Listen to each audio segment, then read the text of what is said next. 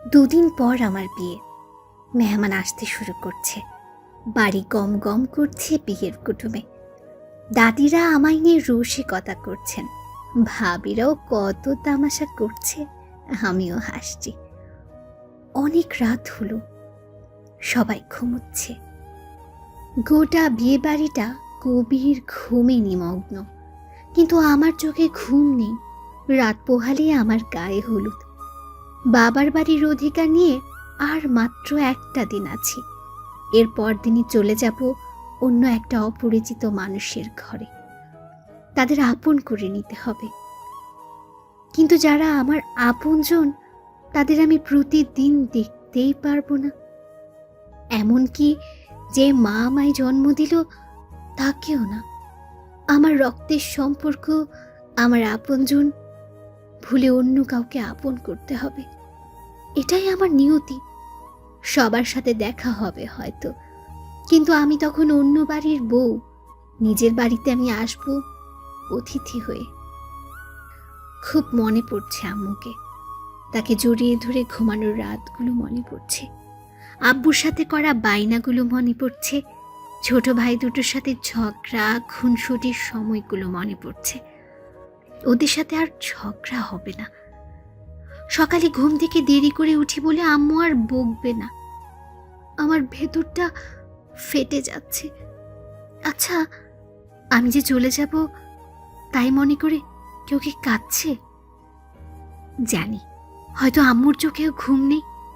খুব ইচ্ছে করছে আম্মুকে গিয়ে বলতে, আম্মু, আমি আর কয়েকটা দিন তোমায় জড়িয়ে ধরে ঘুমোতে চাই, এভাবে পর করে দিও না আমায়।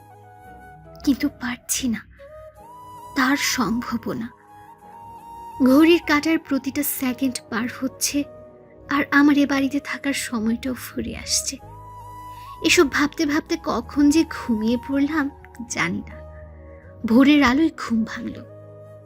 সারা বাড়ি মুখরিত অতিথিদের কলরবে। সবার কত কাজ।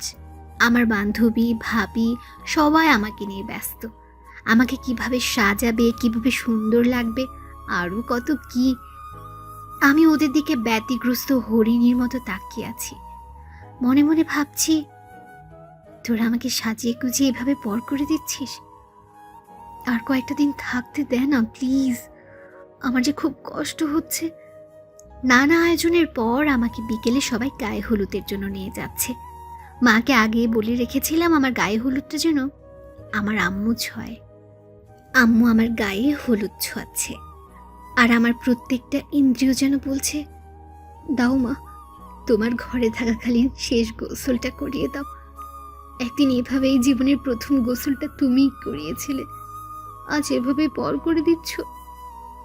হলুদের পর্ব শেষে সবাই আমাকে সাজিয়ে দিল। রোশনাইয়ের আলোয় সারা বাড়ি সেজে উঠল। সবাই আমাকে ঘিরে বসেছে। একজন মেহেদি পরিয়ে দিচ্ছে।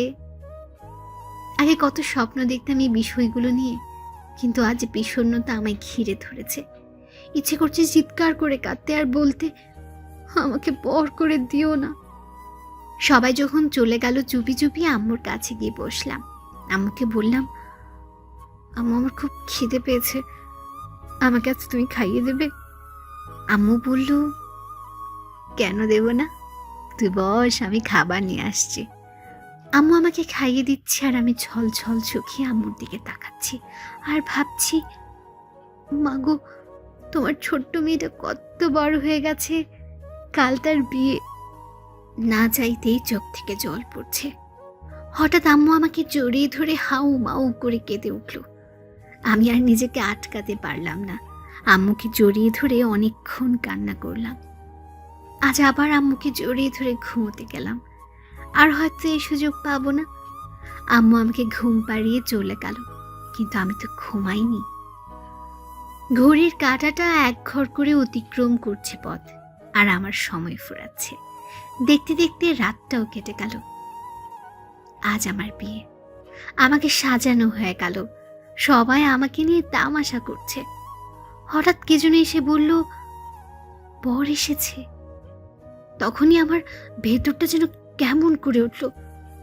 সবাই ছুটে গেল বর দেখতে। আমি একলা ভাবছি আর মাত্র কিছুটা সময় আমার এই বাড়িতে থাকা, সব অধিকার চুকে যাচ্ছে। সারা বাড়িতে অতিথি আপ্যায়নের আমেজ শুরু হয়েছে। কিছুক্ষণ পর কাজী সাহেব একটা খাতা নিয়ে আমাকে সাইন করতে বললেন। কলমটা হাতে নিয়ে ভাবছি, আজ থেকে আমিও আমার না, আমার সব ইচ্ছা, আশা, আকাঙ্ক্ষা সব অন্যের নামে দলিল করে দিচ্ছি। এটাই কি আমার নিয়তি? আম্মু বিদায়, চিরকালের জন্য বিদায়। আব্বু বিদায়, আমার ছোট্ট ভাইরা বিদায়।